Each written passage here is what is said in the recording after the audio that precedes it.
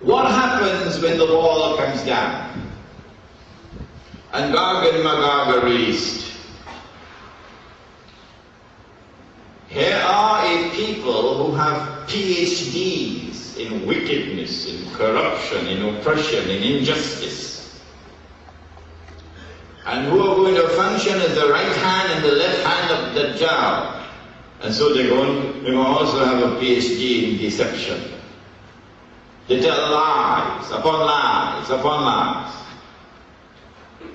But in addition to this, the Prophet said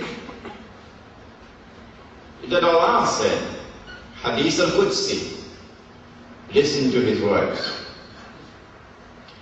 I have created creatures of mine so powerful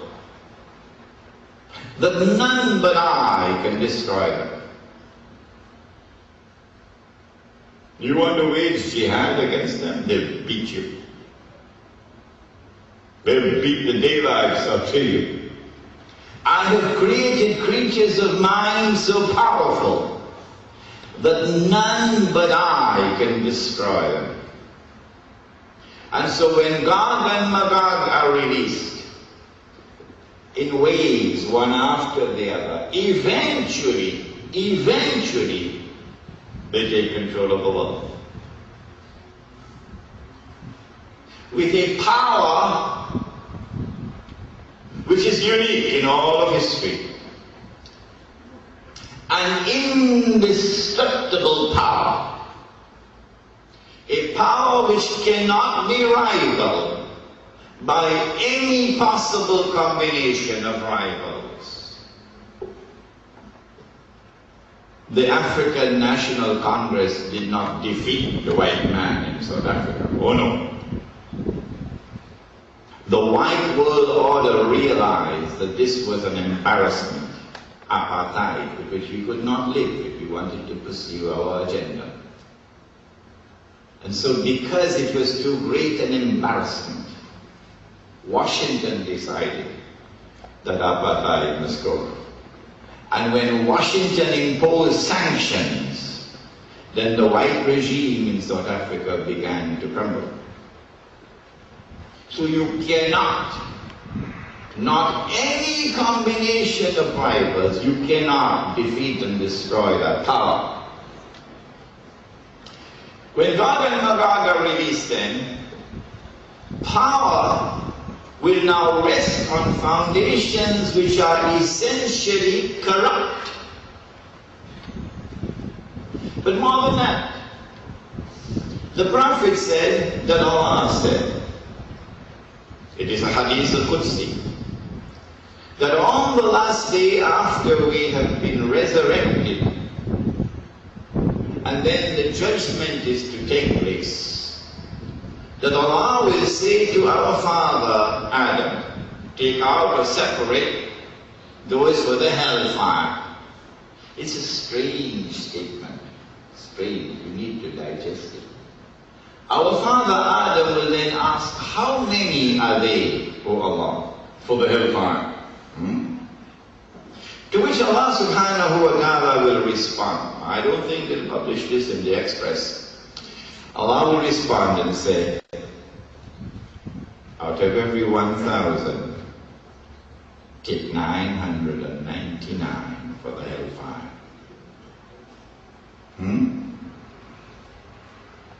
The companions of the Blessed Prophet were terrified, because in those days they had the fear of Allah in the heart. Today we got it to Camry.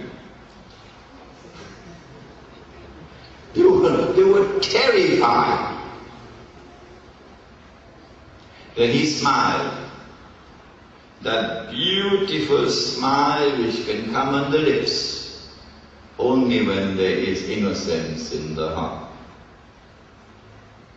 And he said, good news for you, meaning those who follow me, Muhammad alayhi salatu wasalam, meaning those who follow the religion of my father Abraham. That religion. Good news for you. The one for heaven is the one who follows the religion of Abraham. alayhi salam.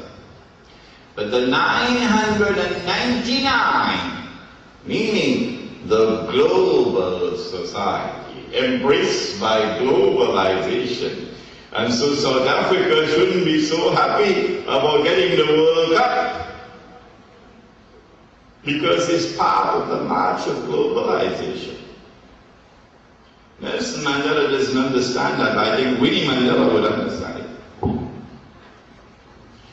The 999 would all be the people of Gog and Magog. You might have a Hindu name, or you might have a Christian name, or you might have a Jewish name, you might even have a Muslim name. But that is only the external form. The internal substance is you've been embraced by Gog and Magog. And so when Gog and Magog are released, power will rest on foundations which are not only correct, but also godless. Are you beginning to understand? Are you? Yeah. Essentially godless. And so power will now be used not to punish the oppressor. No. Power will now be used to oppress. Power will now be used to corrupt. Power will now be used pitilessly to take from the poor the little that they have. And the prophets spoke of it in the Bible. The prophets spoke in the Bible of a time that will come when the little that the poor have will be taken from them. Take a look at Haiti. Take a look at the prisons of Iraq. Everyone else could write on Iraq. And they'd publish in the Guardian and the Express and the Newsday and so on.